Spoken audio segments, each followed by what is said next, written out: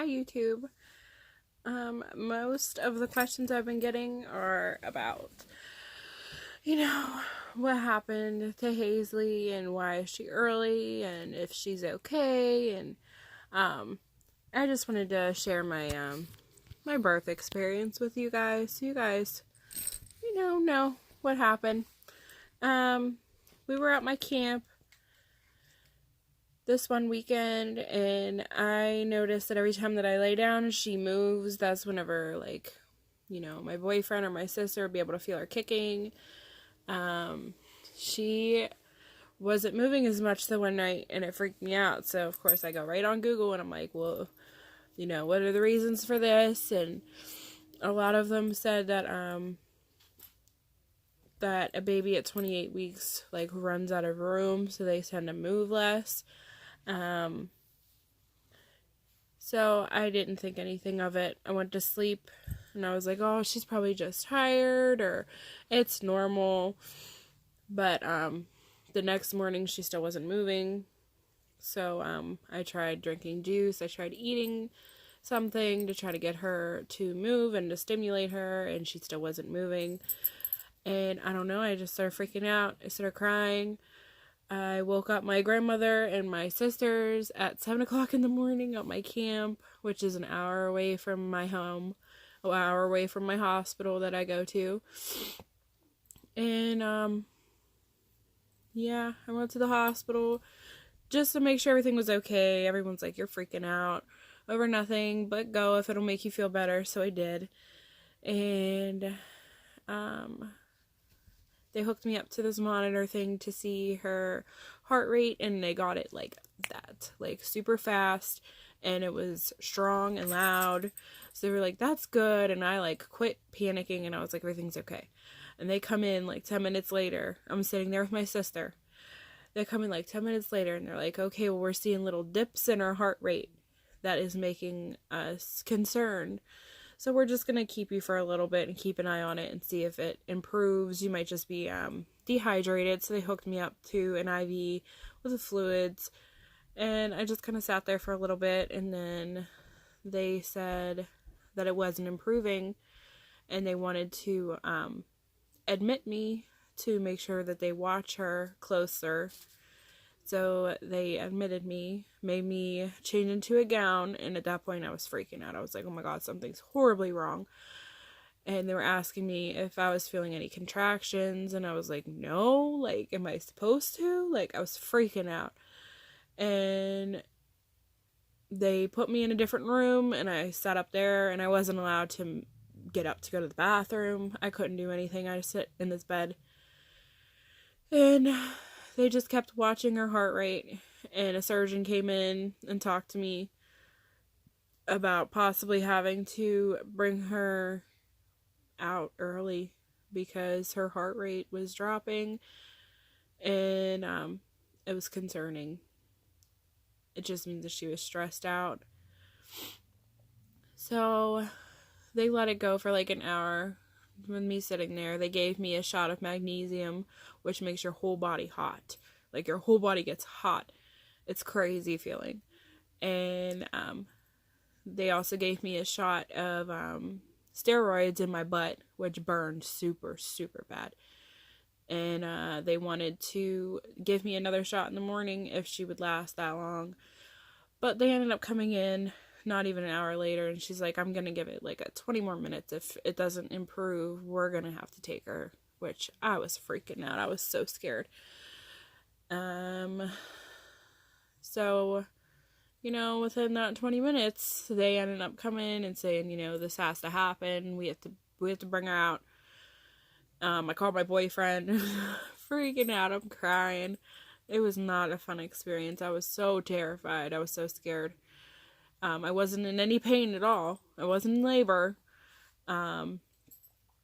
So they wheeled me down and had me sit in like a crouched position with a pillow, and they did a spinal, which is kind of like an epidural, but not.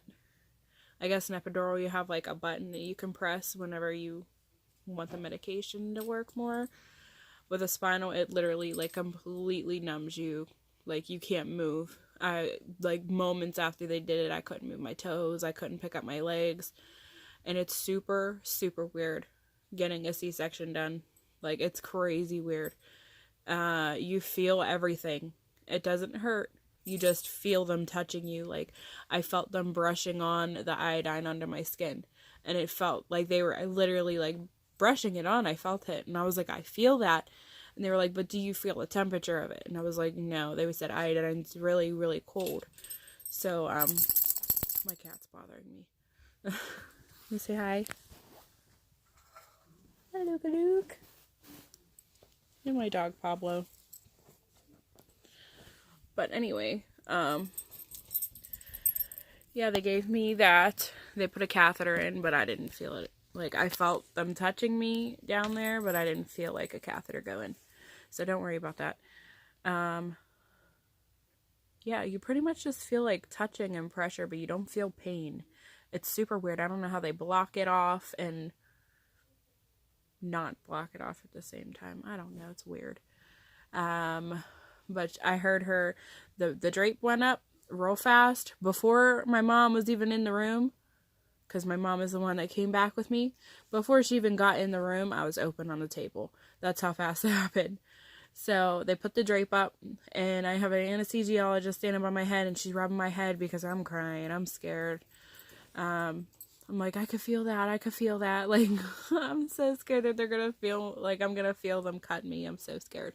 And I heard the surgeon go testing, and I felt like she was, like, pinching my skin, kind of, like, but it didn't hurt. It was, like, her just doing, like, to my belly. And she was like, you're fine. She was like, she just literally grabbed the crap out of your skin, like, pulled on it, and you didn't feel it, and it didn't hurt, and that definitely would have hurt. So I was good at that point. So they cut me open, and you feel a lot of tugging, like a lot of tugging, and like I could almost see what they were doing in my head because I could feel it, but it doesn't hurt. But I did feel them, like, moving my organs around. Like, I felt them, like, digging in my body, and it was super scary and super weird. And I just remember, like, my teeth chattering, and I was, like, shaking, like, super bad, like, but I guess that's part of, like, the spinal and, like, what happens. And they were like, do you want a heated blanket, blah, blah, blah. I'm like, I'm not cold, I'm just shaking really, really bad. I hemorrhaged, and I had to get a blood transfusion, but with my own blood. So that was scary. I was, like, getting dizzy sitting there. So that was not fun. But my daughter didn't cry whenever they first brought her out, because, I mean, she was only 28 weeks, so they didn't expect her to cry.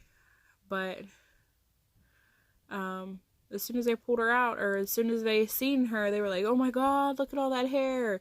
And if you follow me on TikTok, Musical.ly, I have a couple videos of her on there, and I have a video before of her. She does have a lot of hair. But yeah, it was not the experience I planned, and that's something that, you know, all moms that are expecting need to plan for. Like, I had a birth plan. I had it all. I had a plan, and it didn't go that way. And I'm sitting here talking to all these NICU moms, and any moms of any preemies that are on here will agree with me. Most of them will. But I feel like I was robbed of my experience. And everyone says that the best day of your life is whenever your kid is born, but really it was so terrifying. I was so scared she wasn't going to live. She was so little.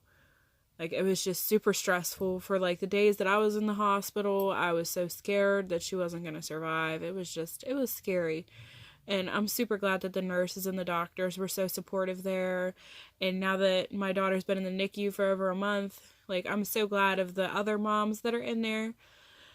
We all talk, and we dinner together, and, you know, talk about our experiences and stuff, which is part of the reason why I made this YouTube account, because, one, I want to educate people on what it's like, because I didn't Google it, I didn't expect it, and, I made it because a whole bunch of my Musical.ly, fans are asking a whole bunch of questions, and there's so many of them that, I just figured I'd go make a video on YouTube and tell them to come here if they want to know what happened. So, that was my birthing experience. If you guys have any questions, comment. Bye.